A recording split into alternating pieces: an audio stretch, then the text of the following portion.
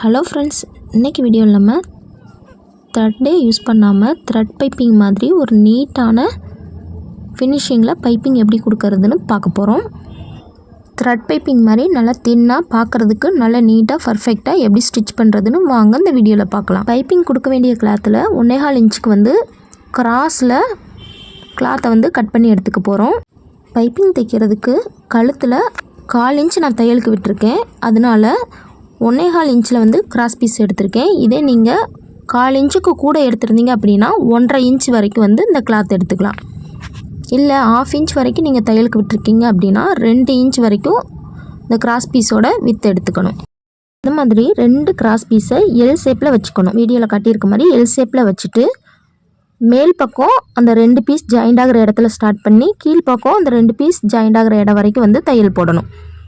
First time தைக்கிறீங்கன்னா இந்த மாதிரி line போட்டுட்டு அந்த லைன் மேலேயே தையல் போடுங்க. அப்போ பர்ஃபெக்டாக வரும். மேலே கிளாத் ஜாயிண்ட் ஆகிற இடத்துல ஸ்டார்ட் பண்ணி கீழே கிளாத்து ஜாயிண்ட் ஆகிற இடத்துல ஃபினிஷ் பண்ணணும். நார்மலாக நீங்கள் ஸ்ட்ரெயிட்டாக வச்சுட்டே தையல் போட்டிங்க அப்படின்னா அந்த தையல் போட்ட இடத்துல மட்டும் துணி இழுத்து கொடுக்காம கொஞ்சம் ஸ்டிஃபாக இருக்க மாதிரி இருக்கும்.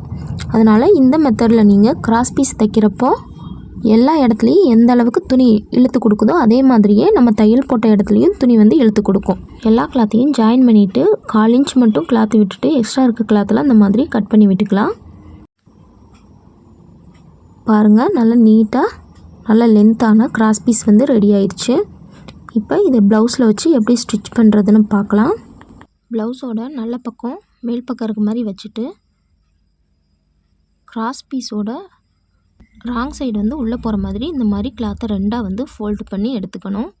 கிராஸ் பீஸோட நல்ல பக்கம் வெளியில் தெரிகிற மாதிரி இந்த மாதிரி 2ஆக ஃபோல்ட் பண்ணி எடுத்துகிட்டு ப்ளவுஸில் வச்சு ஜாயின் பண்ணிக்கலாம். நான் தையலுக்கு 1/4 இன்ச் விட்டுருக்கேன். ஸோ கரெக்டாக 1/4 இன்ச்சில் தையல் போட்டு எடுத்துக்கலாம். கரெக்டாக ஒரு கைடு அளவுக்கு டிஸ்டன்ஸில் தையல் போட்டிங்க அப்படின்னா கரெக்டாக 1/4 இன்ச் வரும். கரெக்டாக ப்ளவுஸ் பீஸையும் கிராஸ் பீஸையும் நேராக எடுத்து விட்டு கரெக்டாக 1/4 இன்ச் டிஸ்டன்ஸில் தையல் போட்டு எடுத்தோம் அப்படின்னா கரெக்டாக இருக்குங்க. நீங்கள் இப்போ தான் ஃபஸ்ட் டைம் தைக்கிறீங்க அப்படின்னா கிராஸ் பீஸை இந்த மாதிரி 2ஆக ஃபோல்ட் பண்ணி ஃபஸ்ட்டு ஒரு தையல் போட்டுட்டு அதுக்கப்புறம் ப்ளவுஸோட வச்சு ஜாயின் பண்ணிங்க அப்படின்னா பர்ஃபெக்டாக வரும். வளைவான இடத்த தைக்கிறப்ப துணியை நல்லா வளைச்சி கொடுத்து கரெக்டாக தையல் போடுங்க. ப்ளவுஸ் பீஸை இழுத்து கொடுத்து தைக்கக்கூடாது. உங்களுக்கு தேவைப்பட்டால் கிராஸ் பீஸில் லைட்டாக இழுத்து கொடுத்து தையல் போட்டுக்கலாம். இந்த மாதிரி கரெக்டாக வளைவான இடத்துல வளைச்சி கொடுத்து கரெக்டாக 1/4 இன்ச் டிஸ்டன்ஸில் சுற்றி தையல் போட்டு எடுத்துக்கலாம். நான் முன்னாடியே சொன்ன மாதிரி 1/4 இன்ச் தையலுக்கு விட்டுருக்கேன். அதனால் 1/4 இன்ச்சில் தையல் போடுறேன். நீங்கள் 1/2 இன்ச் தையலுக்கு விட்டுறீங்கன்னா 1/2 இன்ச்சில் தையல் போட்டு எடுத்துக்கோங்க. அதே மாதிரி கிராஸ் பீஸோட வித்தும் 2 இன்ச் எடுத்துருக்கணும். இப்போ எக்ஸ்ட்ரா இருக்க கிராஸ் பீஸை கட் பண்ணி எடுத்தாச்சு. இப்போது இந்த கிராஸ் பீஸை அப்படியே உள்பக்கமாக திருப்பி தையல் போட போகிறோம். கிராஸ் பீஸை உள்பக்கமாக திருப்பினதுக்கப்புறம் பிசுறு எதுவும் வெளியே தெரியாத அளவுக்கு எக்ஸ்ட்ரா கிளாத் எது இருந்துச்சுன்னா உள்ள பிசுரை கட் பண்ணி விட்டுட்டு அதுக்கப்புறமா உள்பக்கமாக திருப்பி தையல் போடணும். நம்மளுக்கு பைப்பிங் எந்த சைஸ் வேணுமோ அதுக்கு தகுந்த மாதிரி இந்த மாதிரி கிளாத்தை உள்பக்கமாக மடித்து தையல் போட போகிறோம். உங்களுக்கு கொஞ்சம் திக்கான பைப்பிங் வேணும்னா அதுக்கு தகுந்த மாதிரி வச்சுக்கோங்க. தின்னான பைப்பிங் வேணும்னா அதுக்கு தகுந்த மாதிரி இந்த மாதிரி கிளாத்தை மடித்து விட்டு தையல் போட்டு எடுத்துக்க போகிறோம். அந்த தையல் கிராஸ் பீஸ் மேலே படாமல் ப்ளவுஸ் பீஸில் படுற மாதிரி ஒரு தையல் போட போகிறோம். அந்த தையல் கிராஸ் பீஸை ஒட்டியே இருக்கணும். பைப்பிங்கை ஒட்டியே இருக்க மாதிரி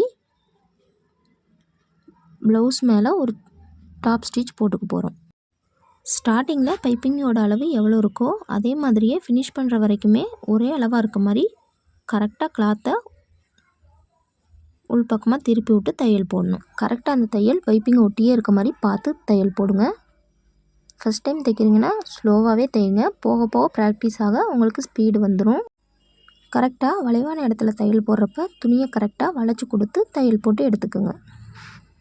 நான் நல்லா தின்னாகவே பைப்பிங் கொடுத்துருக்கேன். அதனால் கரெக்டாக ஒரு பாயிண்ட்டுக்கும் கம்மியாகவே வெளியே தெரிகிற மாதிரி துணியை உள்ளே மடித்து கொடுத்து நீட்டாக அந்த எட்ஜிலேயே தையல் போட்டு எடுத்துக்கிறேன்.